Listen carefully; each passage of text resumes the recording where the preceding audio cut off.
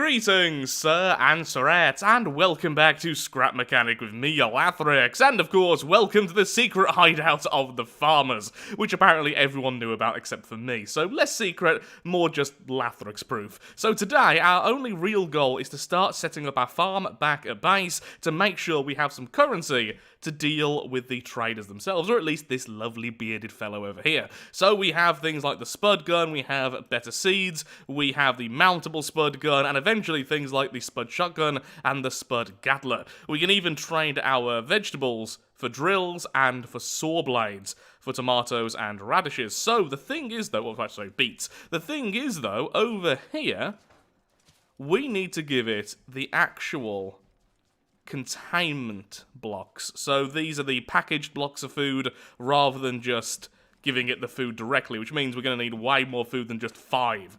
Also, apparently, we need to trade them farmers. So somewhere there are trapped farmers in cages. That is definitely news to me. As soon as I arrived here, that's the first thing I saw, and well, I haven't seen anything like that, so that's going to be a lot of exploring. But those seem to be important because if we have a look here at the spud gun, we require 1 farmer for the spud gun. It's a weird trade system, but a trade system nonetheless.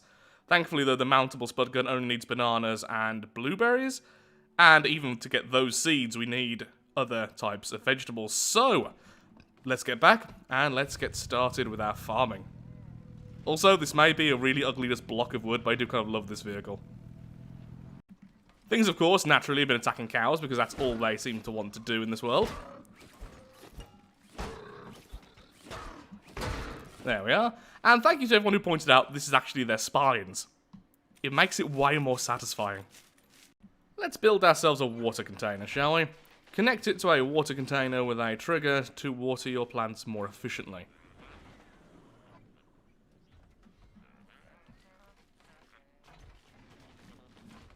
So I wonder how that works exactly. If it's going to be just a water gun in a straight line, I suppose you can make a sprinkler or something, or have it fire down onto the crops. Not too sure about that. Now let's see, is this land even enough to start putting down soil?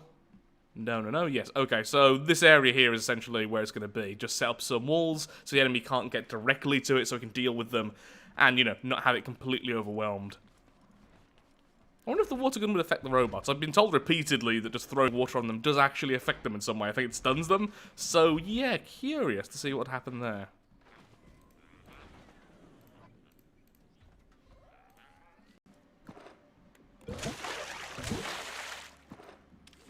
Okay, so nice and simple. Wonder what the range is on this thing. As I put it upside down, that's fine. It's basically like just throwing a bucket. Okay. So if we want a proper irrigation system, then we're going to need multiple of these, really, aren't we? We could put it on a bearing, perhaps. Does it work if it's not attached directly? So it's like this. Oh, that makes everything a lot easier. Okay, that is great to know. So I guess what we could do then is have it so it's all the soil is down here, then we put the water on top. We press a button, the water shoots down, waters everything else. Because what we found out in like one of the first episodes is that if we fire the water in the air, we can normally get multiple patches of soil. Okay then, kind of want to build more of these then. Let's see if we can build 3 or 4 of them so we can press a button and then we irrigate an entire section. And for everyone who's mentioning, yes, I am aware that our adorable pets here do produce poop, and the poop can be used for things like glow sticks. I did actually remove it and place it down there in the last video. You can see it in a few scenes. I just didn't mention it because I'm a dum-dum. Now, what we need, though, is lots of beeswax. So I'm going to go out, just grab some beeswax. If we see any enemies, grab some more component parts, and everything will be good. Is there an easier way to get beeswax than just going from rock to rock? Because it does take a long time to get very little. And I may have destroyed most of the beeswax nearby as well, which doesn't really help. Okay, let's see what happens with this plot of land then. Actually, let's get a little bit more soil to make sure we're hitting it correctly. And then what we need to do later is find out if there's a way to automatically harvest and replant. I'm thinking there probably is, since you can place things down from a chest. Well, so the idea I'm having in my head, I don't know if this will work, is we have the soil perhaps in 2 rows. You see, I already think this is not going to work. In 2 rows, then we have chest here, then the vacuum piece there. That way we can place and replant with it. We're essentially harvesting and replanting using perhaps a timer or something. Or perhaps just a single button. We don't really need to have it every single night.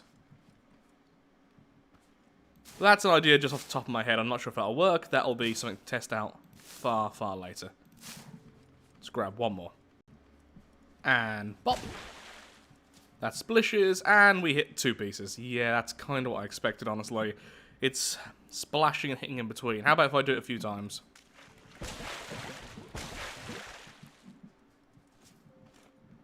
Okay, interesting.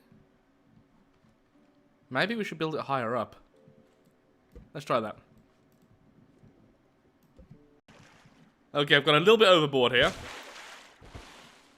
Do it a few times, since we'd always set it up to a timer, and well, this thing can get so much water so easily, it's absolutely fine. Although right now it's reversed for some reason. There we go.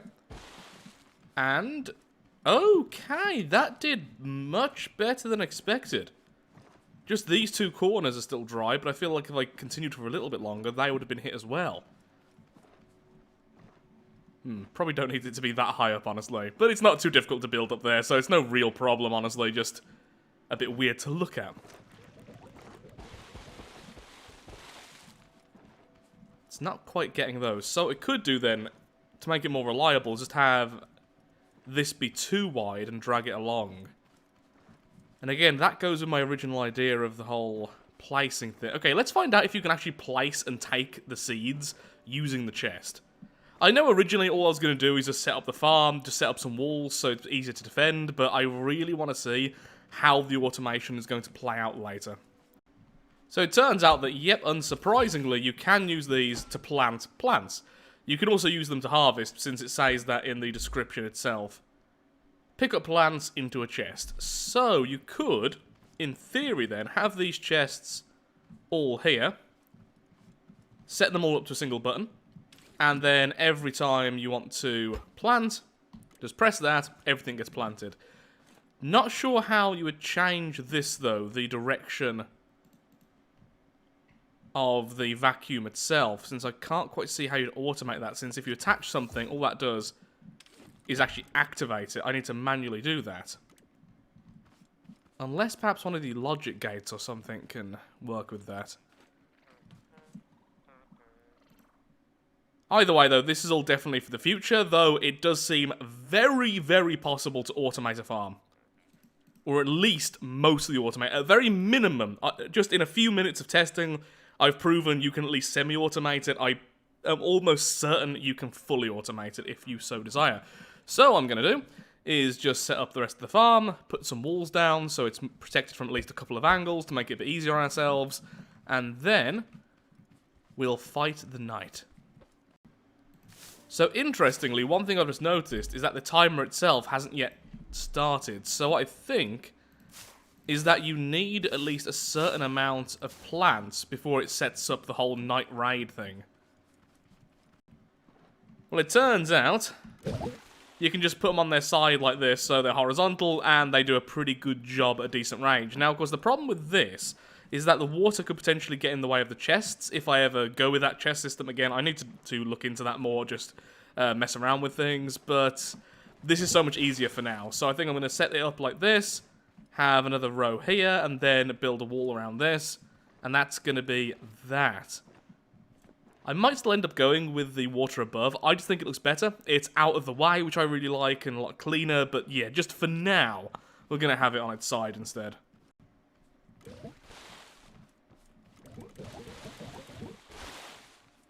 We could set up some kind of repeater to do that, but there we are. So, yeah, just a little plot of land there, purely because I've almost run out of soil. We could add more, extend this quite easily, but really, really basically done. So all I need to do now is just set up some really simple walls, just so this area is a bit more safe. In fact, I may completely enclose this as well, though we do need some more wood, since finally we are running out. Don't know where it all went, honestly. So, let's go back to that little village and destroy everything. I have now almost completely cannibalized this first shack. And one thing I've noticed is, although these things look awesome, they do get destroyed this quickly. And I'm assuming enemies will have the same level of difficulty. Still going to build with them, because it looks awesome and all scrappy. But we also need to reinforce it a bit better. Am I going overboard with this? Yes. Am I just having fun and messing around? Also yes, to be perfectly honest. As long as they get distracted by it for even a brief second, that's all that really matters. It's not about keeping them out forever. It's that while I'm killing one enemy, if another enemy happens to wander over here, I want them to have to hit the wall for a while just so I can turn around then and start dealing with them. Now, I'm almost certain you could set up some kind of defense system, especially if sensors can see enemies. I'm not quite sure how the sensors work in this game, to be perfectly honest. What I'm hoping is that they can sense pretty much any change, because that would be really good. Now, I've also been told quite a few times by quite a few people about piston engines, and I've decided I'm going to try and make one by myself without looking up any guides or anything, so most likely that's going to be a while. And honestly, pistons are very expensive, so that's stuff for the future. But I can certainly see piston engines working with sensors, because I'm thinking about things like the From the Depths steam engines. Essentially, we'll have a shaft down the middle, which will be attached to wheels, and then have pistons somehow attached to the shaft. That's the bit I'm most confused about, which then go down in a sequence. Would you have them on both sides or just on one side? I guess you need them on both sides. Actually, no, I'm not sure. Maybe on both sides, maybe. Okay, that's something, again, I need to look up. Well, not look up. That's something I need to test myself. Okay. I am having fun just building, I've got to be honest. But as much as everyone has told me about piston engines, I've got to be honest, right now, I just don't have the need for it. I've just not struggled for gasoline at all in this game. The only time I've actually made gasoline from oil is just that one time I was getting all the clams for all the chests, and I had so much oil. Now I think I've got like 20 or 30 gas still stored, and it's because I've upgraded the gas engine. So right now, I just don't need it. There's other things we can focus on. I'm also still not sure how you'd even attach it to a wheel. Clearly you can, I just don't fully understand how. Certainly it wouldn't have been something I would have tried to do myself if people hadn't mentioned it so much. Definitely something to look into for the future, though.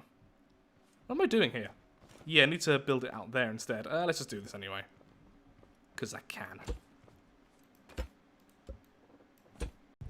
I'm assuming it consumed the fuel and still has that little bit of fuel left, but yeah, it has no fuel items left in there.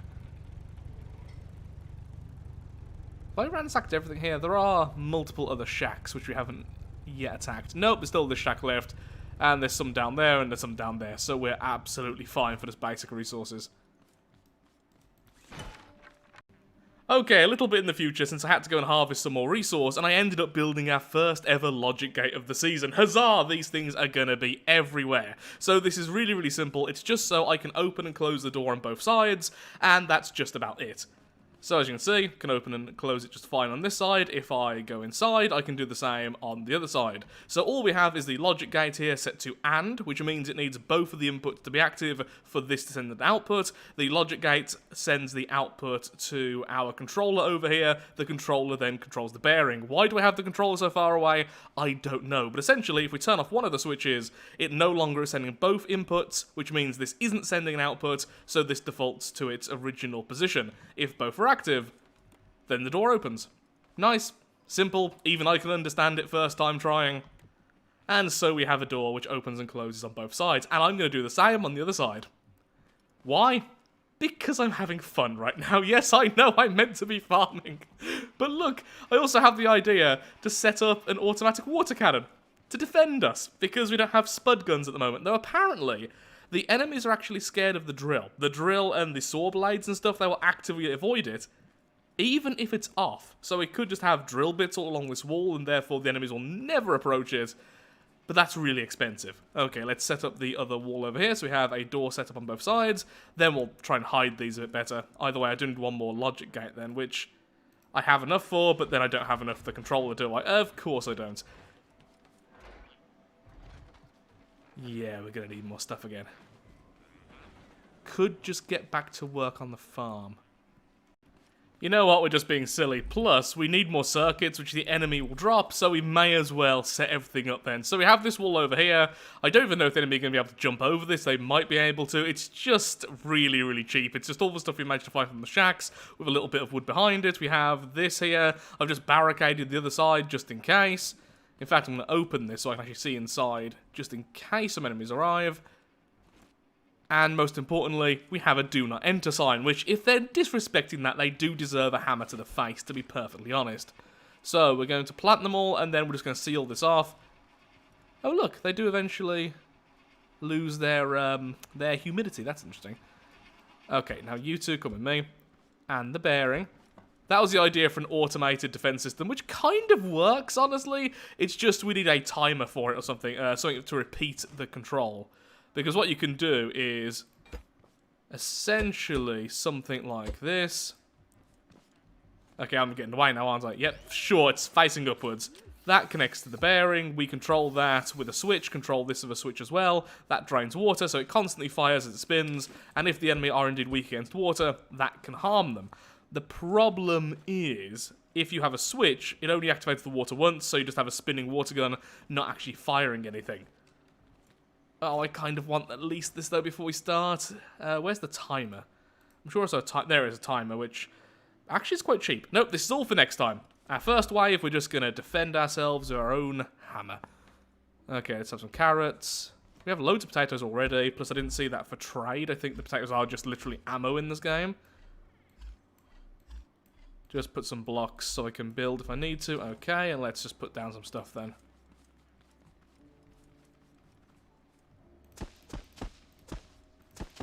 I wonder how many it takes before the enemy gets annoyed at us.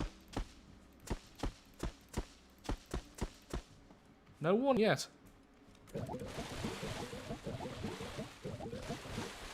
Could also set this up with a timer as well, so just have a switch and then the timer activates. How did you not affect that piece? I know what's happened. I stole you earlier and forgot to turn you back on, didn't I? Oh, there we go. Oh, yeah, this section. Still haven't armored this up. Okay, so let's just be lazy.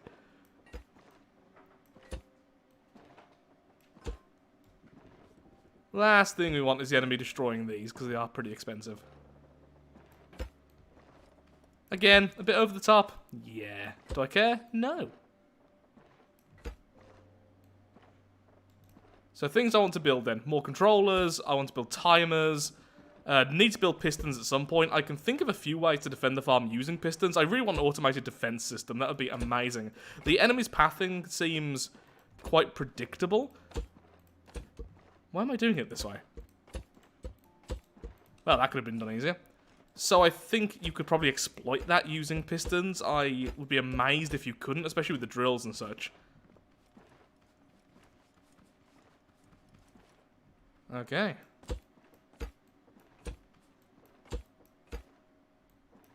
Could have put the door here instead. That would have made more sense.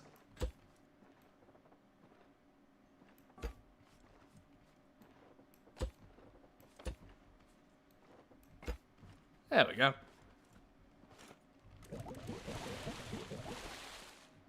Now it's got it. Okay, yeah. But if we hooked up to a timer, just had it activate when you clicked a switch, it would then eventually water them all with just one press of the button. But still, it's all fairly automated, and it's pretty much ready to go. Why have I built this bit out, but not the other side? Don't know. I'll be reclaiming all of that. Thank you very much.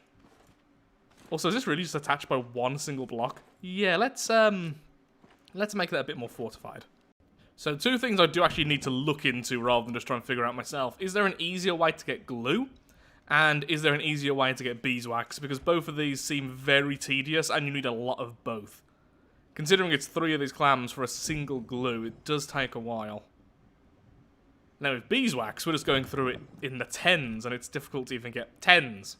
So, you know, it's difficult to get is what I'm trying to say there. In a very roundabout way.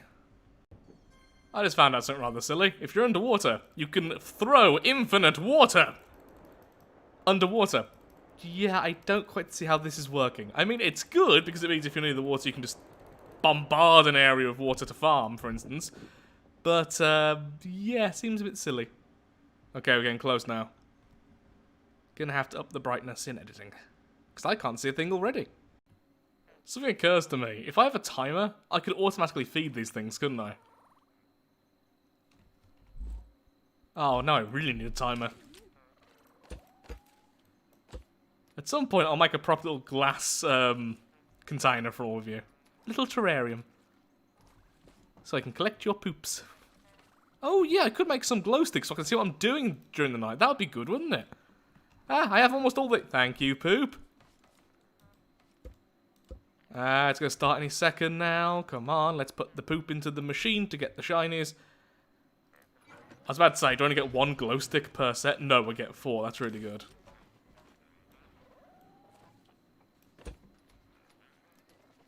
Aww.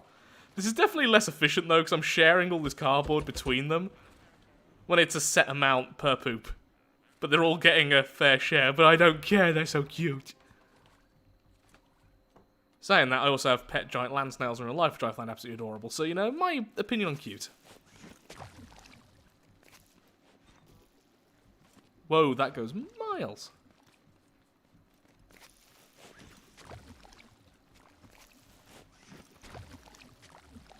Well, I can see a little bit. You know what? I'm going to leave this in editing, because the light's actually kind of pretty. Blobby. Can't pick them up, can I? No. Thank you for your poop contributions, lads. And more. Oh. I heard angry bots. There they are. Okay, let's see if I can jump over first. No. But yeah, those instantly break.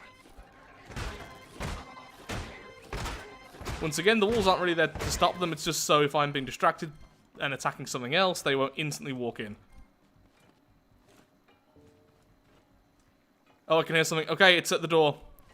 Should have left it open. Come on, come on, come on, come on, come on, come on. Thank you. Wow, you instantly broke in. Or did you spawn there? That was weird. How did you break in so quickly? I had proper blocks there and you were taking ages.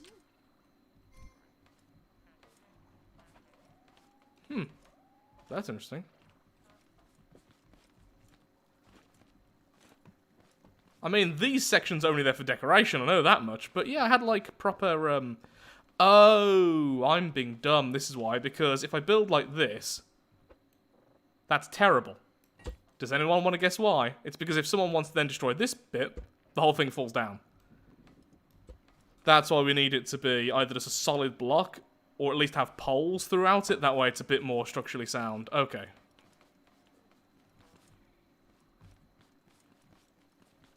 Is that it? Ooh, a chest has respawned. I might go get that in a second. Seems like that was it. I wonder if you set up a timer with one of these. Ooh, if you set up a timer with one of these and then a water cannon, could you have it so it fires, moves, fires, moves, fires? So you have like a little arc in front? That'd be really cool. There's so much stuff for the future. I am really looking forward to getting further in this game. Still, our defenses worked. They all got stuck. They didn't break anything important on the inside. Yeah, there we go. As you can see, that's exactly what happened. They just chunked it off. Yeah, didn't destroy anything important. Got stuck in here. If they were able to just run straight here, they might have reached this wall quite quickly. This wall here is purely for decoration. That one was the defensive wall, which clearly I've now learned a lesson about. Seems like that was it. Got a few circuit boards from that, so that's good. I might do one more night then. One more night of fighting. And then we'll call it an episode for now. Then next episode, we can see how much more we can automate with the farm. And perhaps start looking for a more permanent location. I've had so much fun today. I love this game. Ooh, solid net block has loads of durability. So does concrete, which makes sense. Just regular metal has a durability of 5. Oh, that's pretty amazing. So yeah, there's lots of options for protection, but right now I think I'm just going to go with the net, because we can spam it very, very easily.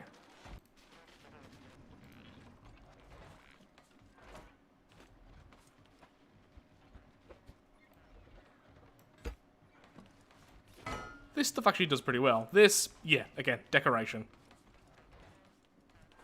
At least it survives one hit. Well, actually no, it gets destroyed in one hit, but it takes the hit, that's the important thing. Just harvested the first set of vegetables, so let's go again. I'm going to put timers on absolutely everything. What if I hold down the button? No, sadly that doesn't work either.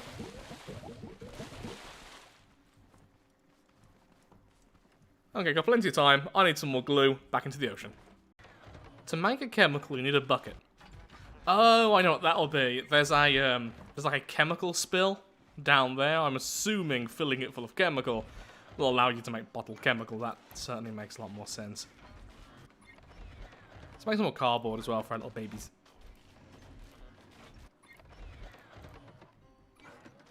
Is that all the wood I have left? Wow. Again, thankfully there's like a couple of shacks left. This is after just destroying 2 shacks. All of this has came from just 2 shacks, so yeah, there's plenty more left. And of course we could actually start harvesting trees. And maybe not using wood so wastefully everywhere. Now in the future, I do realise if we're farming every day, what we need to do is just leave this area, get all the stuff we need, and then come back at night time and then fight off the enemy wave. Now I do think that potentially, based on other games, the enemies might not spawn if you're not close enough. Now, I'm not really basing that on anything except for a few things I've heard said here and there, and just my gut instinct, but I have a horrible feeling like if I'm too far away when night falls and I come back, I'm going to come back and there's going to be enemies swarming everywhere, because they'll spawn in then. Which might actually be a little bit better, but I guess we'll find out. Now, I want to do some science. Gonna put the drill down here. Hopefully they won't end up destroying it. So what I'm hoping is the enemies will try and avoid that. Now I'm not sure if it has to be attached to a bearing for that to work, even if it's not powered, so I'm just gonna go click, click. And we're gonna see if that scares off enemies. So if we see enemies approaching here, and then suddenly going, no, then we know it worked.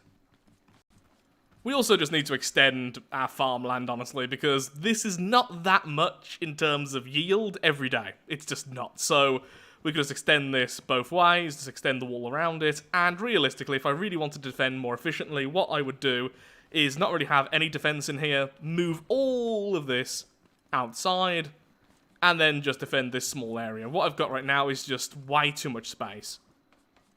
So with the limited resources I haven't really been able to wall off anywhere correctly. That's going to save us. But again, that's all for the next place we move to. I've just been having way too much fun. These last a surprisingly long time.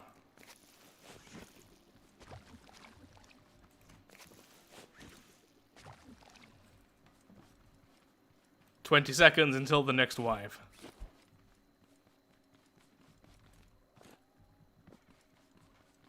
I did build this 4 high, didn't I? 1, 2, 3, 4. Wait.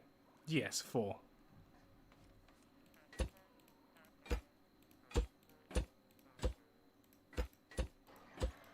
Oh. Well, here are enemies. Oh, yeah. Seems like it is indeed scared of the drill.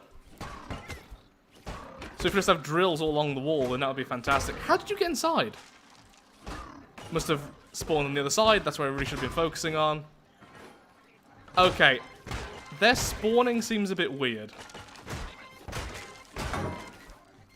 Well, the wall acted as a good deterrent there. So yeah, good to know. If I just line up a wall with drills, we could just keep them from ever approaching. You're just gonna go stuck here, like trying to move. Oh, no, drill. Oh, no, drill. That's quite funny. Problem is, of course, drills are a bit expensive, but now we have a drill, it's a lot easier to get the metal. Yeah, so where did those enemies come from then? I need to learn more about how they spawn in. Still, I think the wall worked pretty darn well. We lost only a few pieces of wood, which is absolutely nothing, and it kept them from getting anywhere near our crops. But yeah, I wonder what the rules are then for spawning. I think it might just be they spawn wherever you're not looking. Because there's no way they could have got here so fast. I mean, even if they spawned over here, surely it would have took a bit longer for them to walk there. I don't know. I'll look back at the footage, because then I can kind of check.